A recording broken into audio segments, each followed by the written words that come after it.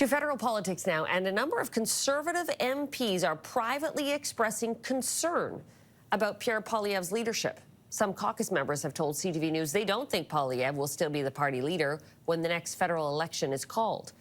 The MPs were responding to questions about a recent Nanos poll commissioned by CTV News that found Prime Minister Mark Carney has no obvious challenger among Conservative politicians. For more on this, let's bring in Conservative strategist Cole Hogan. Nice to see you, Cole. Thanks for having me. What do you make of this reporting? Well, it's interesting to watch. I know we're in the dead of the summer, and stories like this will always gain a bit of traction. And, you know, perhaps a few disgruntled MPs have decided to vent their spleens in the media about what they view as, you know, current discord. But, you know, just as we saw the Mark Carney government and, like, the Mark Carney-led Liberal Party come to power very quickly, we can see that change just as fast, too. So looking at the polls right now, I would say that we can't judge what might happen in the next election. We can't forecast that into the future based on polls right now, or even polls in 3 months, as proven by Mark Carney's win in the last election. What are you hearing, though, when you tap into the MPs you know on the Hill? Are people happy? Are they disgruntled? What are they saying to you? Well, I think when I have conversations with members of Parliament, it's usually, you know, people around my age, the millennials, who are looking towards a bit of a different vision for the Conservative Party as we progress forward and try to win the next election.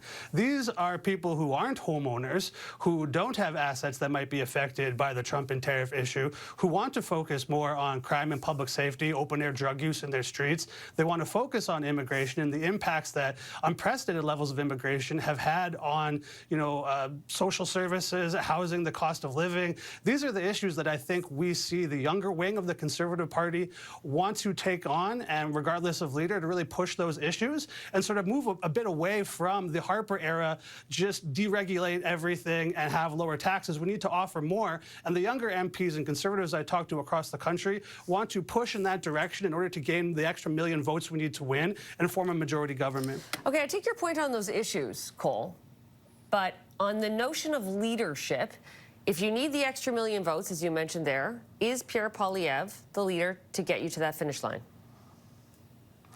Yeah, well, right now, if we look at where the polling is, the answer to that question is no. And, you know, I have argued publicly in other places that we need to reach out to our provincial cousins in every province to make sure that we have as many allies as possible in order to, you know, make fewer enemies and make more friends and get everyone on side so we can all row in the same direction. That means doing every media interview and, you know, working with provincial cousins in Ontario, Quebec, Nova Scotia, Alberta, Saskatchewan, BC, to make sure that we have a unified front to actually win the next election. Because if we keep picking fights with one another, it's not going to happen.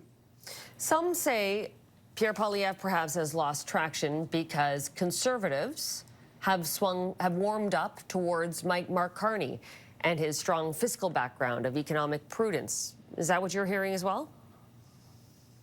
Well, I think that it was funny to watch sort of the transition of language from the progressive camps with the Liberals and the New Democrats. First, you know, leading up to the election, they would say Pierre Poilievre had no policies. Then he would say their policies are very scary. Then the Liberals ended up implementing all of their policies. So the policy issue isn't a problem here. We even saw towards the trail end of the Trudeau government where, you know, Trudeau and his cabinet would move on issues as they'd been led upon by Pierre Poilievre. And we see Mark Carney's government continue to move on issues, you know, like immigration, scrapping the carbon tax, you know, good thing no matter who does it.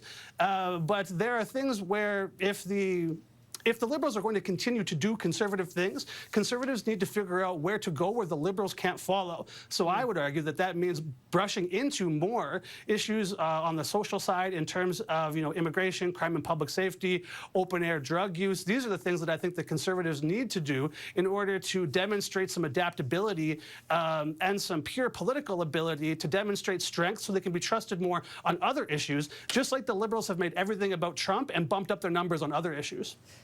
Cole, as you know, several by-elections are around the corner. How important will those be to gauge Pierre Poilievre's ongoing leadership, or do you think they're safe enough ridings that they won't really change the status quo? Yeah, most of these ridings, I think, will end up sitting where they are in terms of the incumbents. I would watch Bill Reese's seat to see if the NDP can actually hold that, because I don't know if they will. Brantford for Larry Brock, I think that'll stay conservative, and it won't really change the game. You know, during the first session that we had of Mark Carney's government, there was always a will they, won't they, in terms of getting to that majority. Now that Mark Carney has it, I don't see these by-elections flipping to a degree that it changes the electoral math or the parliamentary math in the House of Commons. So I think, you know, we're kind of in a holding pattern for the time being. Conservative strategist Cole Hogan, happy Friday to you. Thanks for making the time for us. Thanks for having me.